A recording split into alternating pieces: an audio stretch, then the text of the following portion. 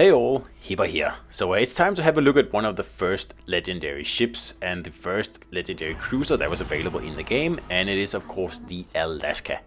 And I'm using my special anti-dispersion build here on this ship, and I think it works perfectly. So I'll show you how in this video. But first, don't forget to subscribe, like, share and comment please.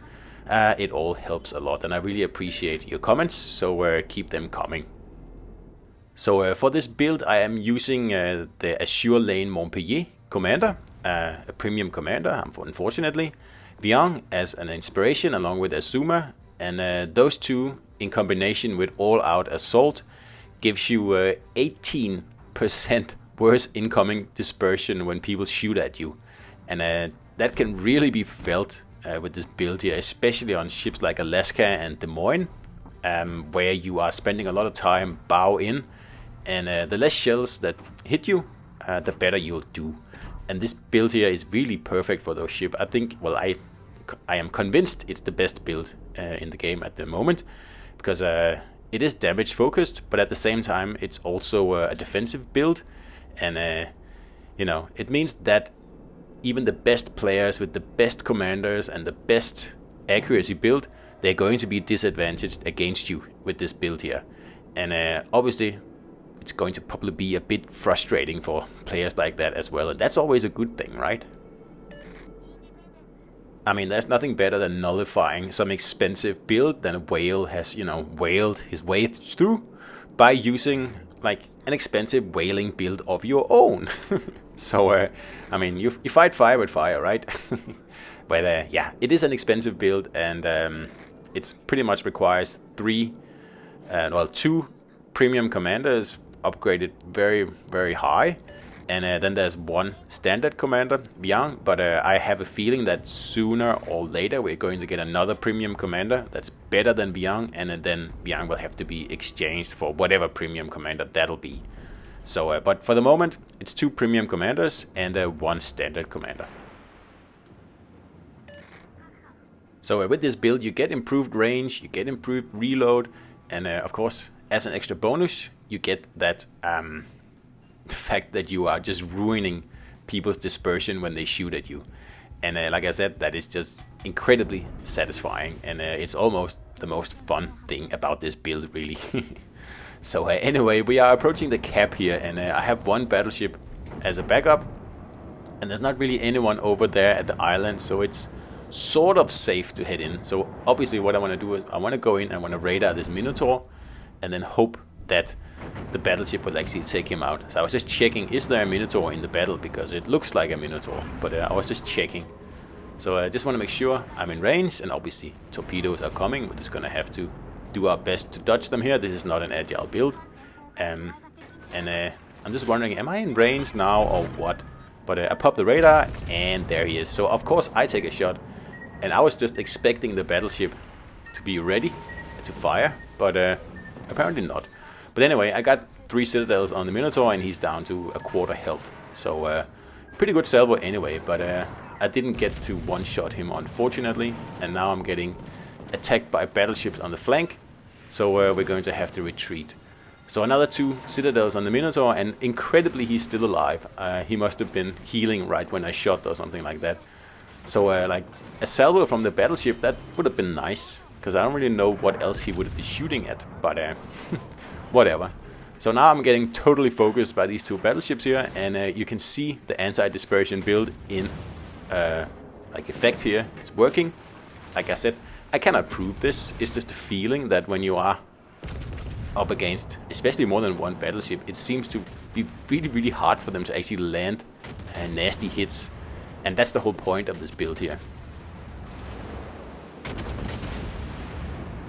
So I'd actually say that other than agile cruiser builds, I'll say that this anti-dispersion build is probably the best build I have come up with, followed by ghost builds. I mean, there's not that many builds that you can actually do in this game here, so it's not like I invented them or anything like that, but I'd say I perfected them. I don't think anyone has gone like the full length of upgrading these commanders as much as I have to test out this build, as it's, you know, maxed out completely.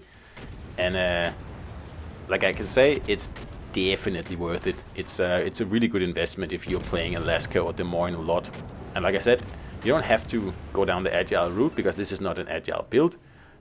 It's like pretty much traditional range and damage build and reload build with, like I said in the beginning, just the added pizzazz of, you know, being really hard to hit. Now I use this build in particular on Alaska and Des Moines for the reason that I stated earlier, but the commander, obviously being called Montpelier, will also work on Montpelier, the premium Cleveland, and obviously also on Cleveland, and also on Worcester, and also on the lower tier cruisers. It's actually working really well, especially on the tier 5, because down at the lower tiers, like, it's unusual for people to have these high level commanders, and you can really wreak havoc if you're playing even the tier 4 and battleships are shooting at you, and well, they're just not hitting you. And you know, the tier 4 is really easy to citadel, so it's really a huge help. I mean, I experimented with this build for probably a few weeks, and then I figured out, okay, it's actually working well, and then I took the decision to upgrade the commanders completely, and that has really made a huge difference, like an extreme difference. It's only like a few percent that you actually upgraded, but my oh my, it has made quite a difference. Especially just adding the third inspiration, Azuma, onto the build as well. It just seems like every percent makes the build exponentially better, pretty much.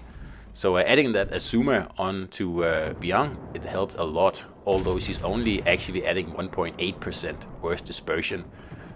So how the mechanics actually really work in the background, I have no idea. But to me, it seems that every percent is very, very important, especially up the higher up you get. Like if Viang is 3%, if you upgrade him all the way so he becomes 4%, that is an investment, like a very nice investment in my opinion. I mean, it's a very nice way of making the dreaded RNG in this game, or the random number generation, work for you instead of against you. Because you still have an accuracy build on your cruiser, and you still have faster reload, you still have better range. It's just everybody else is disadvantaged when they shoot at you because of the incoming dispersion, you know, percentages. I've said it a few times throughout most of my videos, but I'll happily say it again, that the commander system and the fact that we are getting new skills and new perks, you know, in a steady stream. I'm not gonna say a torrent or anything like that. It's been a little bit slow lately with new commanders, but it still means that the gameplay evolves constantly in Legends, and that is the main thing that I keep coming back to this game. It's not about new ships or new tiers or anything like that. I mean, basically ships are ships, and the differences between them are minuscule. Yeah, pretty much. I mean, a battleship is a battleship, more or less. Some of them are more accurate than others. Some have torpedoes, and a few of them has sonar, but in the end, it's pretty much the same gameplay. But the commanders is what changes the gameplay completely, and that's what I like about this game, and that's also what sets it apart from the PC version of Legends, where the commander system is nowhere near as intricate and detailed as ours. And obviously that is a great thing, and like I said, Wargaming should really well, give us more commanders, really. It's really simple. We've got a few lately, but it's been a little bit thin with cruiser commanders, and especially a premium cruiser commander for the French would be very nice. That's something that's missing. I mean, the Italians have one, the Germans have like half a dozen or something like that. The Americans also have quite a few, and the French have none. And it's a pretty strong cruiser nation, so it's a bit annoying, but hopefully Wargaming will get to that sometime soon. So obviously Montpelier is not available anymore. She was an event commander, and she was a part of Azur Lane Wave 3. So if you don't have her already, you'll have to wait until Azur Lane Wave 3 is back, and I have no idea when that'll be. I think it's just been available, but honestly, I have no idea. But I'm guessing probably around Christmas time is like at the latest. So if this build is something that, you know, catches your fancy and you don't have the commander, then keep an eye out in the future and pick her up if you get the chance.